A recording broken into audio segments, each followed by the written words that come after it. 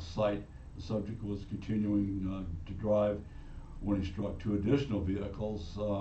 He fled on foot, brandished a knife, and then stole a police cruiser. He was apprehended after a foot chase. Tracy and one of the utility workers died from their injuries. The other two utility workers were transported to the hospital where they're expected to make full recoveries. The subject was charged with failure to stop for police, negligent operation of a motor vehicle, larceny of a motor vehicle, armed robbery, assault with a dangerous weapon, 2 counts of manslaughter, and leaving the scene of an accident after causing personal injury and death. Officer Tracy had served with the Walton Police Department for 28 years. He's survived by his wife, who also is a law enforcement officer, and 2 children. Wow, that's a story. And then we have a trooper, Alberto Felix, Nevada Department of Public Safety. His and his watch was November 30th.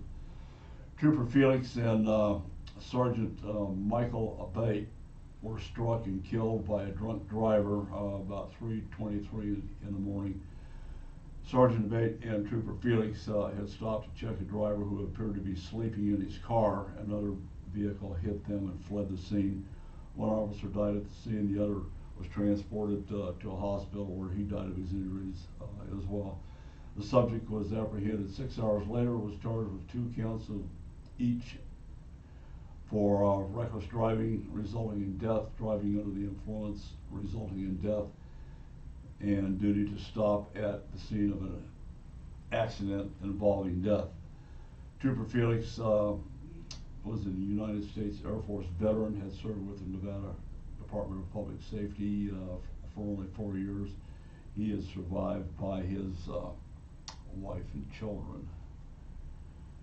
And then Sergeant Michael Abate, that we had talked about in the same incident, he had served for almost 11 years, and we don't know who he left behind. His age is not available.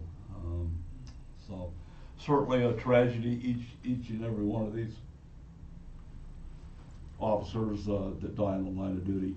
Our hearts, thoughts, and prayers go out to their families, their units, and the communities in which they serve. I'm Don McDowell, Outdoor Radio, huntingfishing.com. Support the